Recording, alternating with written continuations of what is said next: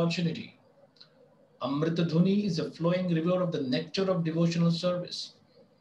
If after getting a human body one drinks the water in a poison pit of material happiness instead of the water of such a river, it would be better for him not to have lived but to have died long ago. So, just a small note, why sometimes such heavy language is used?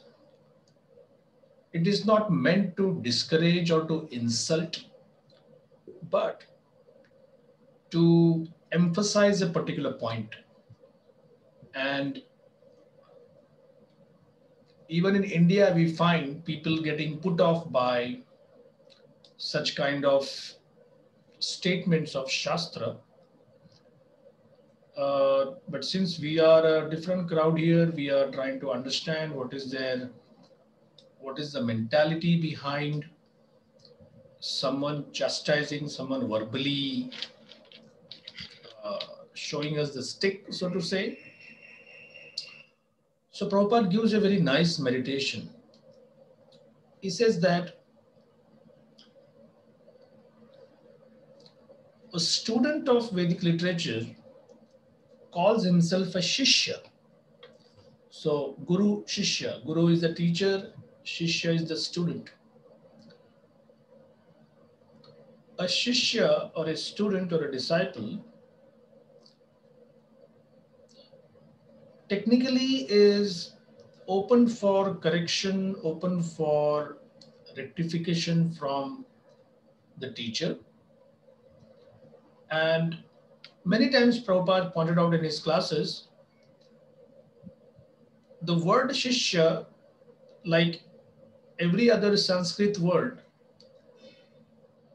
there is a root, and then from that root sound, so many words come. Slightly technical topic I am discussing now. So Shishya comes from Shas Dhatu. Dhatu is the verbal root. So from Shas we have Shastra, weapon, Shastra, scripture, Shasan, government, and Shishya, student. So a weapon is used to control. Government means to control and develop and nourish. Shastra means to control the mind, give wisdom. And Shishya means one who voluntarily agrees to be trained. Time and again we see Prabhupada guiding us that spiritual life is not armchair philosophizing. It's not something which you do after your life's work is done, or after a good day's labor, you sit in your armchair and say, let us discuss some philosophy. No, we use it to permeate every hour of our waking life and even our rest period. So that is the background behind this understanding that why would somebody say it would be better if you have died? Such inauspiciousness. No, let us see the purport. Purport by Srila Prabhupada. In this connection, Srimad Prabodhanand Saraswati has composed the following verses in his Chaitanya Chandramrita 37, 36, 34. Achaitanyam idam vishvam yati chaitanyam ishwaram na vidu sarva shastragya yapi brahmyanti te jana. This material world is without Krishna consciousness. Chaitanya Mahaprabhu is Krishna consciousness personified. Therefore, if a very learned scholar or scientist does not understand Sri Chaitanya Mahaprabhu, certainly he is wandering uselessly in this world. Prasarita Mahaprema Piyusha Rasa Sagare Chaitanya Chandre Prakate Yo Dino Dina Eva Saha. A person who does not take advantage of the nectar of devotional service overflowing during the presence of Sri Chaitanya Mahaprabhu's cult is certainly the poorest of the poor. Avatirne Gaura Chandre Vistirne Prema Sagare Suprakashita Ratnauge Yodino Dina Eva Saha. The advent of Lord Chaitanya Mahaprabhu is just like an expanding ocean of nectar. One who does not collect the valuable jewels within this ocean is certainly the poorest of the poor. Similarly, Srimad Bhagavatam 2.3.19, 20, 23 states, Shvavidvara Ushtrakharair Samsata Purusha Pashuhu Nayat Karnapato Peto Jatu Nama Gadagraja Bilevato Rukrama Vikramavye Nashanvatah Karnapute Narasya Jivasati Dardurike Vasuta Nachopagayatyurugaya Gatha Jivan Shavo Bhagavatangri Renum Najatu Martyo Vilabhet Yastu Shri Vishnu Padya Manujastulasya Shwasan Shavo Yastu Naveda Gandham. A person who has no connection with Krishna consciousness may be a very great personality in so-called human society, but actually is no better than a great animal. Such big animals are generally praised by other animals like dogs, hogs, camels, and asses. A person who does not lend his oral reception to hearing about the Supreme Personality of Godhead must be considered to have ear holes like holes in a field. Although that person has a tongue, it is like the tongue of a frog, which unnecessarily creates a disturbance by croaking, inviting the snake of death. Similarly, a person who neither takes advantage of the dust of the lotus feet of great devotees, nor smells the tulsi leaves offered to the lotus feet of the Lord, must be considered dead even though he is supposedly working. Similarly, Srimad Bhagavatam 10.1.4 states, Nivritta Tarshair Upagiyamanad Bhavav Shadat Shrotra Mano Viramat Kauttama Shloka Gunanuvadat Puman Virajyet Vina Pashugnat. Who but the animal killer or the killer of the soul will not care to hear glorification of the Supreme Personality of Godhead? Such glorification is enjoyed by persons liberated from the contamination of this material world. Similarly, Srimad Bhagavatam 3.23.56 says, Natirtha Pada Sevayai Jivan Api Mrito Hisaha. Although a person is apparently living, if he does not serve the lotus feet of great devotees, he is to be considered a dead body. Any reflections or queries, questions about this discussion?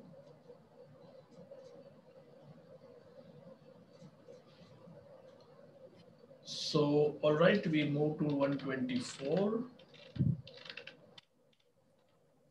Sri Chaitanya Nityananda Acharya Advaita Chandra Swarupa Rupa Raghunatha Das Iha Sabara Sri Charana Shirevandi Nijadana Janma Leela Gaila Krishna Das.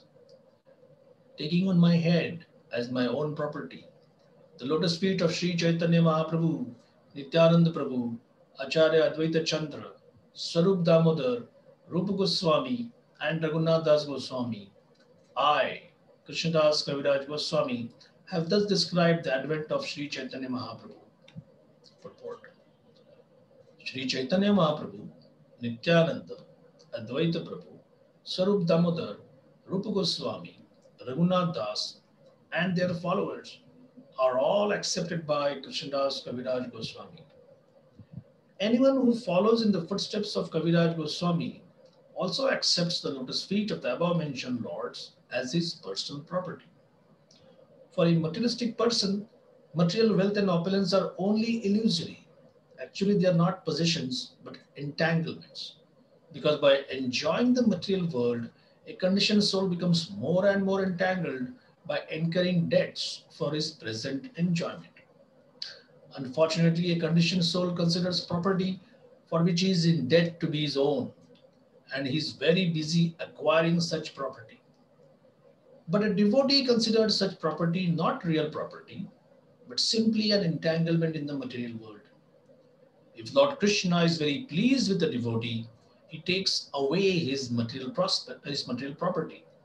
As it states in Srimad Bhagavatam 10.88.8, Yasyaham anugrihanami harishye tadhanam shanai. To show special favor to a devotee, I take away all his material property. Similarly, Narottam Das Thakur says, Dhanamora Nityananda, Radha Krishna Sri Charana, Sei Mora Pranadhana. My real riches are Nityanand Prabhu and the lotus feet of Sri Radha and Krishna. He further prays, O Lord, kindly give me this opulence. I do not want anything but your lotus feet as my property. Srila Narottam Das Thakur has sung in many places that his real property is the lotus feet of Radha and Krishna.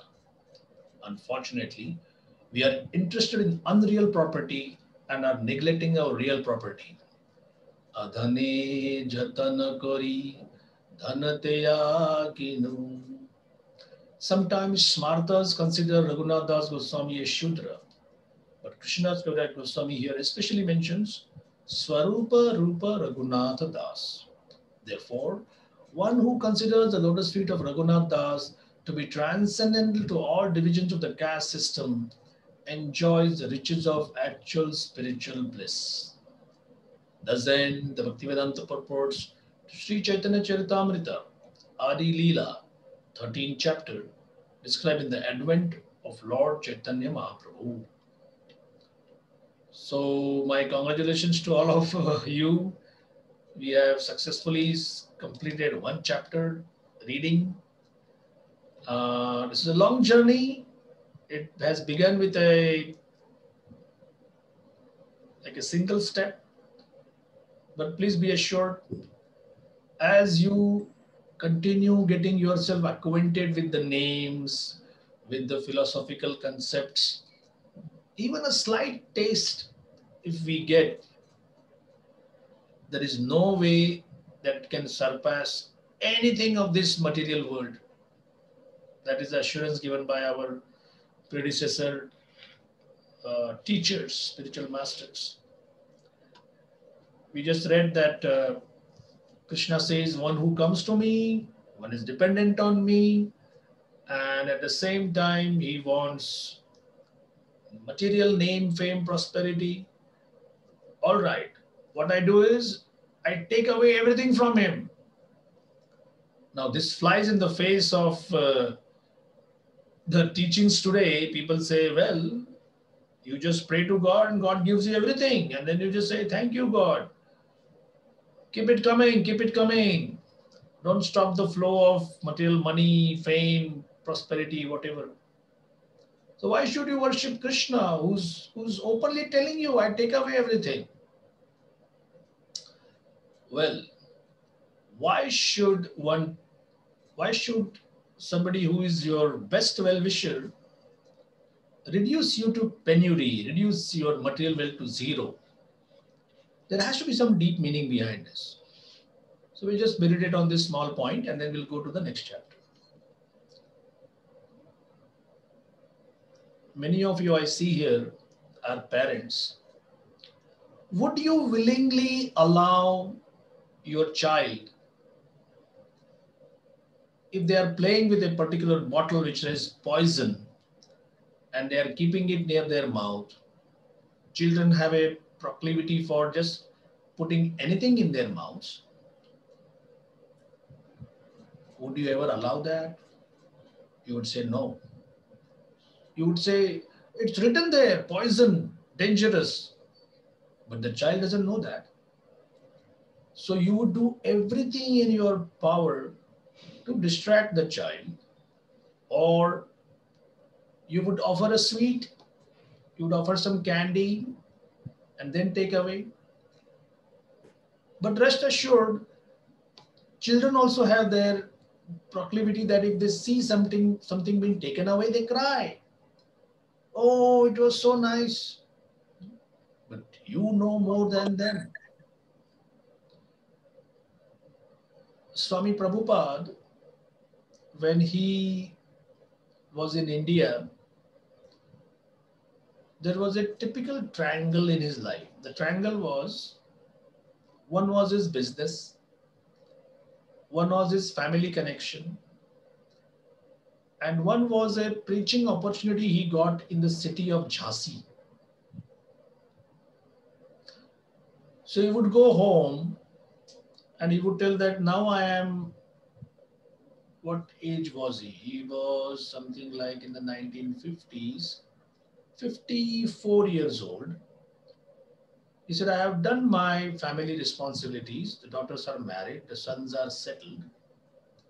So he would tell his wife, let us both dedicate our life towards Gita and Bhagavad. She was not interested. So then he would leave Calcutta, that time it was called Calcutta, now it is Kolkata, and would come to this place called Jhansi in Madhya Pradesh, Middle India, Central India rather. And there would be a hard struggle for maintaining a small property where he would give classes. Then there was some problem with the owner saying, I cannot allow you to take your classes here. Then he would go to Prayag in North India, where he would have his pharmacy business. And then he realized these three things, this triangle is taking away so much of my time, energy, and attention. I'm not able to devote totally to any of these. If it was business, then preaching would be beckoning him. If it was preaching, then you have to visit home. One day he came back and Prabhupada saw that his Srimad Bhagavatam is missing. So he started to make inquiries. Anybody seen my Bhagavatam? Anybody seen my Bhagavatam? And his wife very nonchalantly said, well, I saw that the tea biscuits at home were finished and somebody came at the door. So I exchanged the Bhagavatam copy for some tea biscuits. In India, there's a very popular brand called Britannia Marie biscuits, a legacy left by our old masters, the great British Britannia Marie biscuits. I don't know if they are available in America. They are round and they're especially popular with taking high tea, morning tea, afternoon tea, or whatever. A wave of disgust came over Prabhupada, and he told her that, all right, you have to now take a choice. Do you want your husband or you want tea? And she thought he was joking. She said, I would like to take tea. He said, all right, I'm leaving. Now, Prabhupada said, when I said leaving, nobody batted an eyelid. They thought last 4 years, every now and then he says, I'm leaving.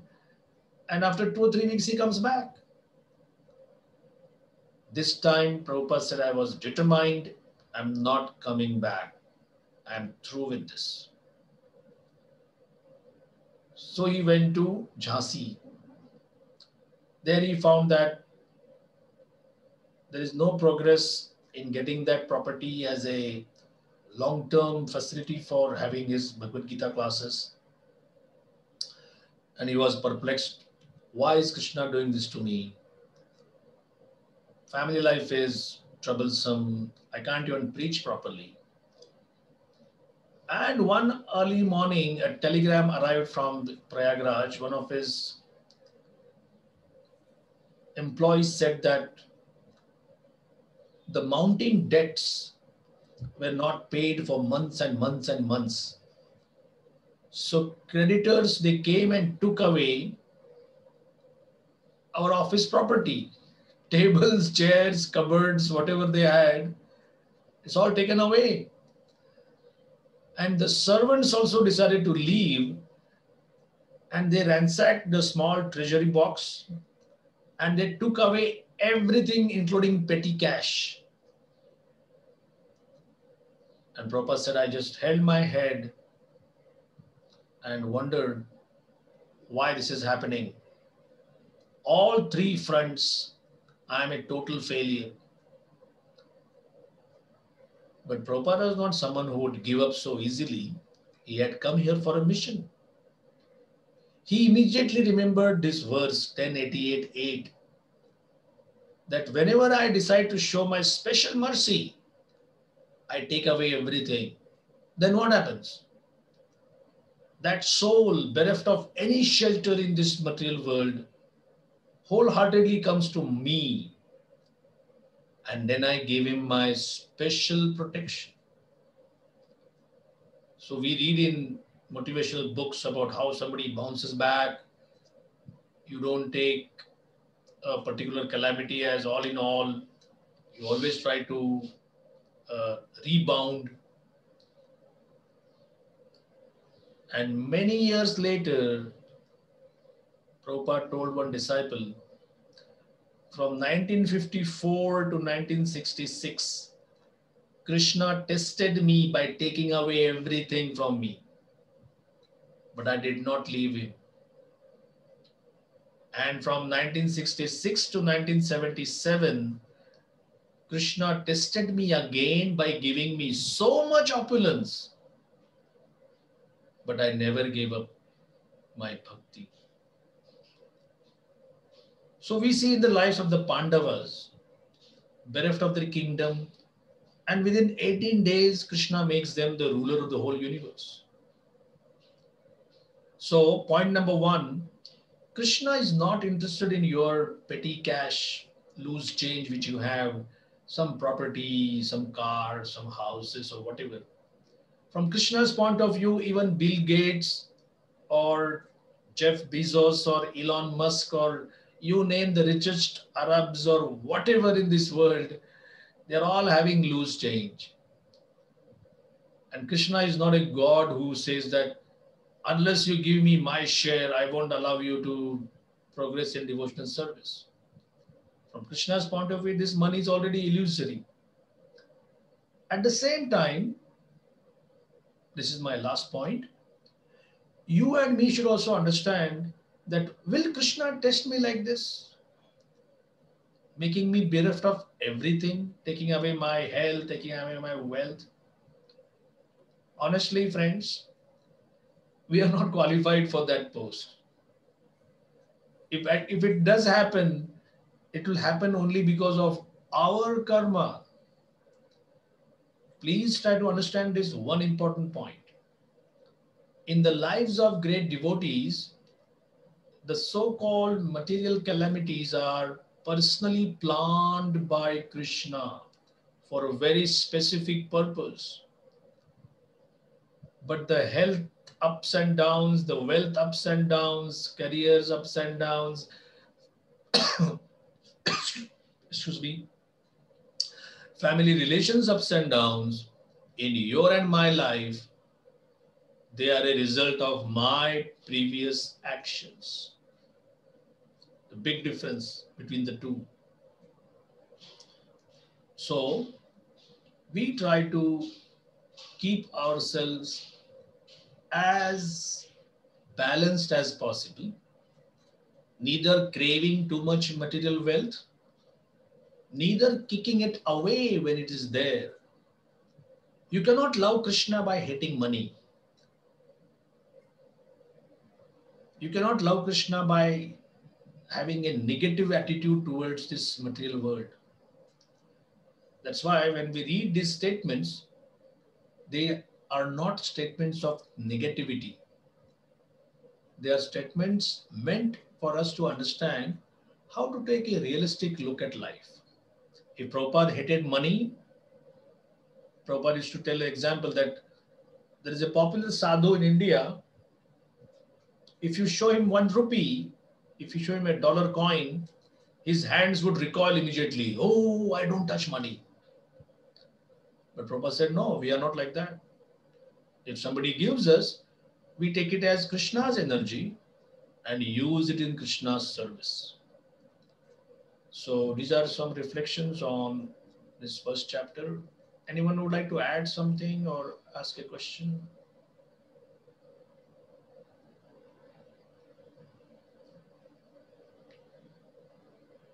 All right. So would someone like to read chapter 2? The next chapter, chapter 14.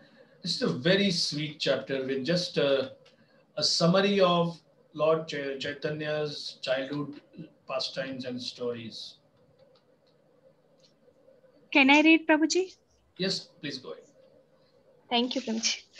Chapter 14, Lord Chaitanya's childhood pastimes. Srila Bhakti Vinoda Thakura has given a summary of this chapter in this Amrita Pravaha Bhashya. In the 14th chapter, there is a description of how Lord Chaitanya Mahaprabhu enjoyed his childhood pastimes, crawling, crying, eating dirt, and giving intelligence. Giving intelligence to his mother, favoring a Brahmana's guest, riding on the shoulders of two thieves and misleading them to his own house, and on the plea of being diseases taking prasadam in the house of Hiranya and Jagadisha on the Ekadashi day. The chapter 14 describes how he displayed himself as a naughty boy, how when his mother fainted, he bought a coconut to her on his head, how he joked how he joked with the girls of the same age on the banks of the Ganges, how he accepted worshipful paraphernalia from Srimati Lakshmi Devi, how he sat down in the garbage pit and instructed his mother in transcendental knowledge, how he left the pit on the order of his mother, and how he dealt with his father with full affection. Next one. कथञ्चना स्मृते यस्मिन् दुष्करं सुखरं भवेत् विस्मृते विपरीतं स्यात् श्रीचैतन्यं नमामि तम्. Translation. Things that are very difficult to do becomes easy to execute if one somehow or other simply remembers Lord Chaitanya Mahaprabhu. But if one does not remember him, even easy things become very difficult. To this Lord Chaitanya Mahaprabhu, I offer my respectful obeisances. Purport by Srila Prabhupada ki jai. In his book Chaitanya Charitamrita, Srila Prabodhananda Saraswati says, one who received a little favor from the Lord becomes so exalted that he does not care even for liberation, which is thought after by many great scholars and philosophers. Similarly, a devotee of Lord Chaitanya considers residence in the heavenly planet a willow the wisp. He surpassed the perfection of mystic yoga power because for him the senses are like snake with broken fangs.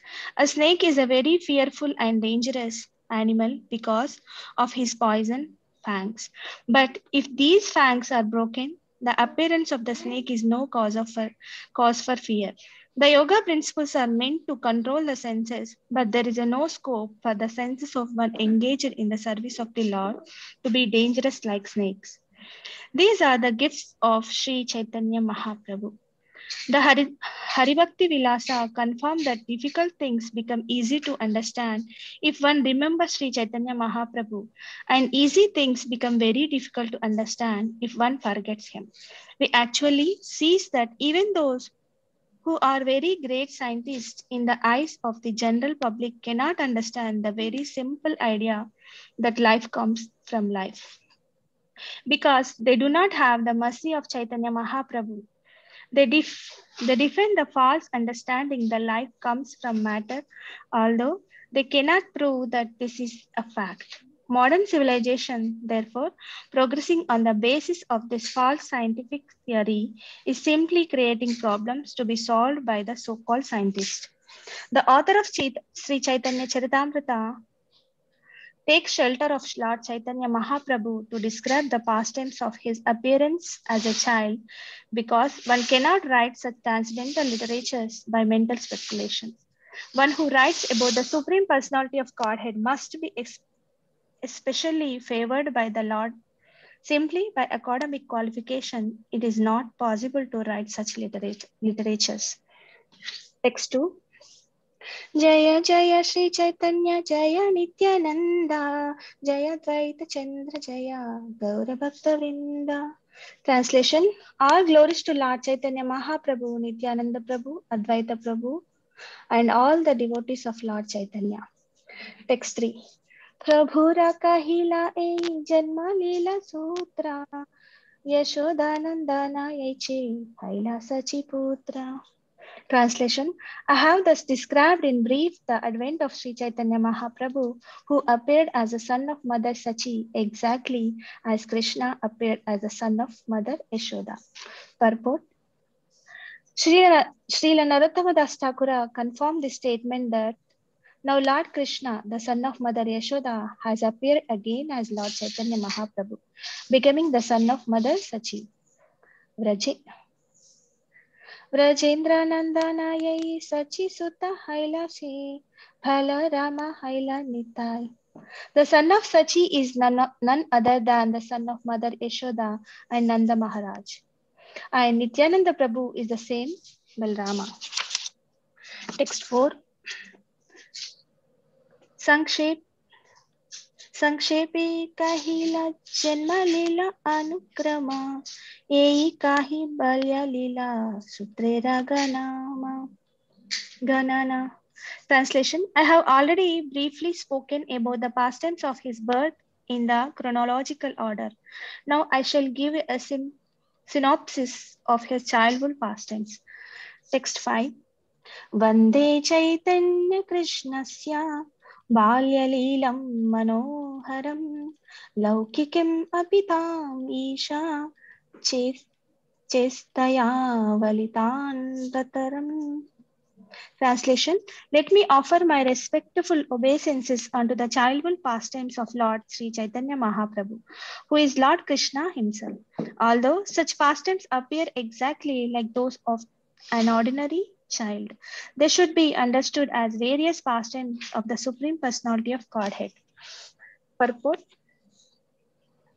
in the Bhagavad Gita 9.11, this statement is confirmed as follows: Avajananti mamuda Manishim tanumashritam param bhavam ajananto mama bhuta maheshwaram. Fools deride me when I descended in the human form. They do not know my transcendental nature and my supreme dominion over all that be. To executing his pastime, the Supreme Personality of Godhead appeared on this planet or within this universe like an ordinary human being or human child. Yet he maintained his superiority as the Supreme Lord. Lord Krishna appears as a human child, but his uncommon activities, even in his childhood, like the killing of the demon Putana or the lifting of Govardhana hill, were not the engagement of an ordinary child. Similarly, although the pastimes of Lord Chaitanya, as they will be described in this chapter, appear like an activity of a small boy, they are uncommon pastimes impossible for an ordinary human child to execute. Text 6. Balya laliya agi prabhura uttana sayana pita mathaya dakhilai chinna charana. Translation: in his first childhood pastime, the Lord turned upside down while lying on his bed, and thus he showed his parents the mark of his lotus feet. Purport: the word uttana is also used to mean lying down on the bed face upwards or lying down flat on the bed. In some readings, the word is uttana, which means standing up. In his childhood pastimes, the Lord tried to cast the wall and stand up. But as an ordinary child falls down, so Lord also fell down and again took to lying on his bed. Text 7. Just a small note here. Sure.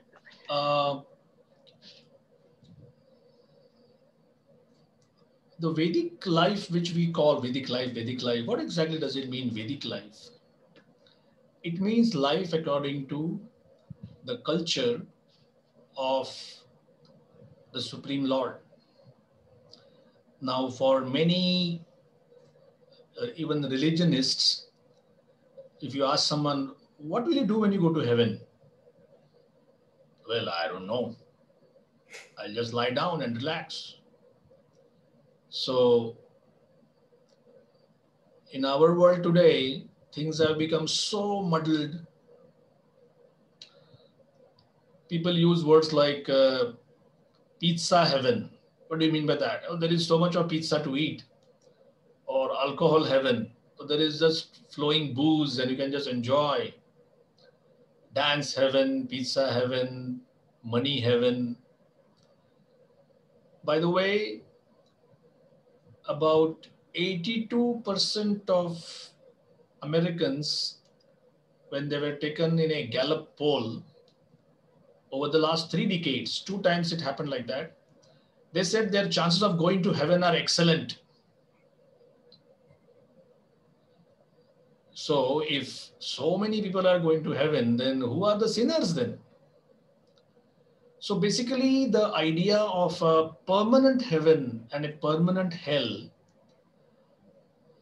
are not exactly true to the spirit of the teachings.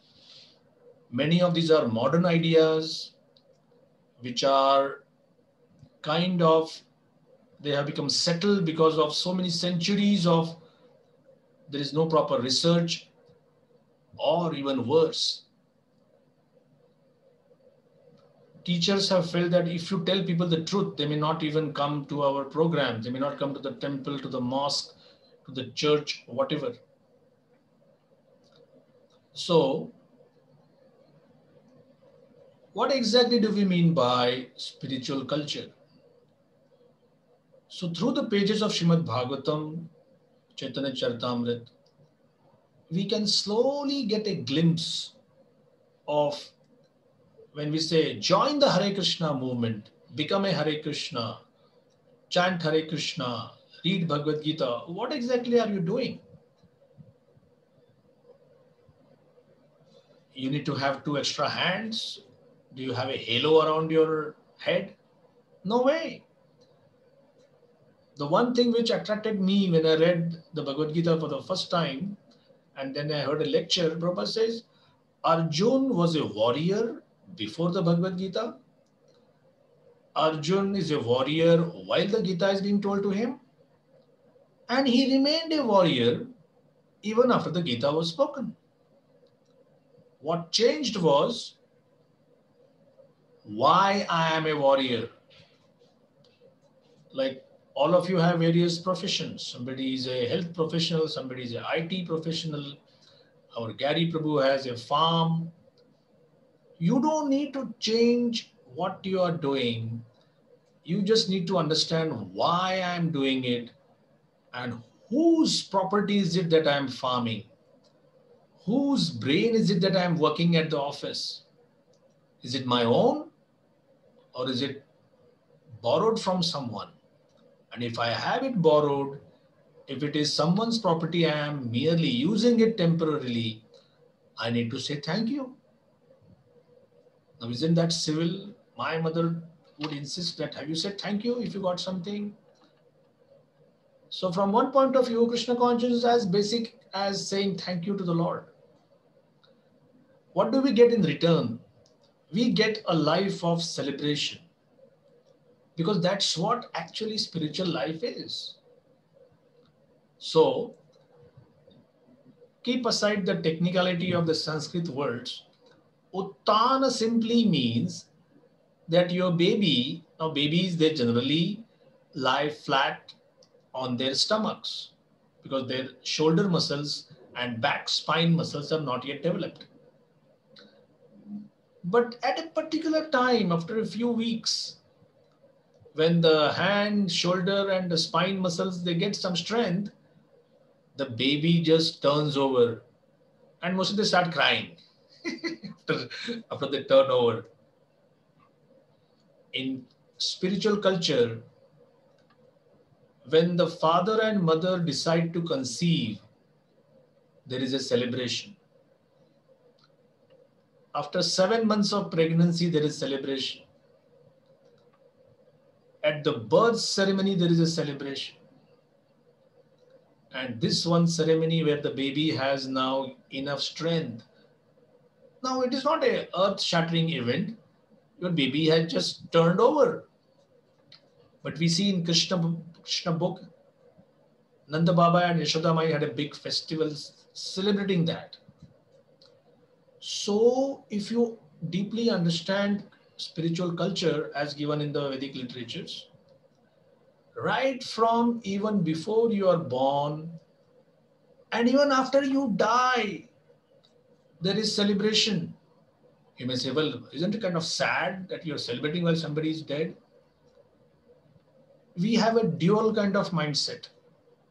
If a devotee leaves, we are sad that now we cannot serve together. If he's an exalted devotee, we say, I could not serve him or her. If it's a spiritual master, we shed buckets of tears because of separation. But that is only half the mindset. The other half is because this soul engaged in Krishna's service, there is no inauspiciousness in their passing away. They're simply going to another standard where they have much more opportunity for serving Krishna, which means bliss.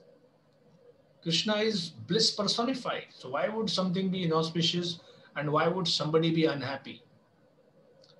So in the early days of the Hare Krishna movement, New York City, Bowery, one of the most wretched places of either New York or the whole world, you can call it like that. There was one Prabhupada disciple who came to our Mumbai temple. He said, I was born in Long Island. And Long Island is a very nice area, close to New York City. Very clean roads, big houses, quite wealthy people staying there. And somehow he became a devotee. And after many years, when the temple also had moved to a much nicer location, he was told that this 26th Avenue is a place where everything started. And one day he went there to pay a visit. And he said, I would never have come here when Prabhupada came here in 1966. And we were thinking, wow, we thought that, from India, America means all opulence. Everybody is wealthy, everything is very nice. Everything is the cars and the highways and everything. Well, so much so for advertisement. So I think one of us asked him, his name was Shravanananda Prabhu. I think he left his body last year. He said, for us, the Bowery meant each and every corner of that area, there would be a strong stench of beer mixed with urine. We said, my God. Now imagine that's the area where Prabhupada settled. This is what he was happy. Krishna was not giving so much of money in the beginning. In one of my last visits there, I met a very old man and he said, hey, I was there once when your Swami was speaking in this particular area. He was so poor. One day I went in the evening, there was just one apple which was cut into 12 parts. And all 11 of us got one part each. So just see. But very soon, money started coming in and every day was a feast, personally cooked by Swami. And one day, one hippie told him that, what are we celebrating today? And Prabhupada gave him some name. And he said, well, but there was a festival last week. So Prabhupada said, if I would have had the resources, we can have a festival every day. Krishna consciousness basically means only festivals. Well, sometimes we are so our eyes are jaded, our mind is rusty, that too much of anything is bad, right? Why too much of festivals? Well, that's what life is in the spiritual world. And practicing Krishna Bhakti, practicing devotional service means staying in the material world, living in the material world. I think there was a Beatles song like that, living in the material world. But consciously, we always think of ourselves as citizens of Vaikuntha, citizens of Krishna's own planet. And this will keep us in the mentality of a traveler or a pilgrim. Like if you go to some place, there's a very good hotel, you like it, but you have to move on because your main business is tomorrow you have a meeting. Let's say you come to some place and it's all bad. There is the roof is leaking, it is snowy, it is snow all over, and you may say, all right, just a question of one night, tomorrow I move on. So good or bad, we accept things as they are, but we always know that we are moving on. But we keep our mind engaged in all these festivities, like where I am today.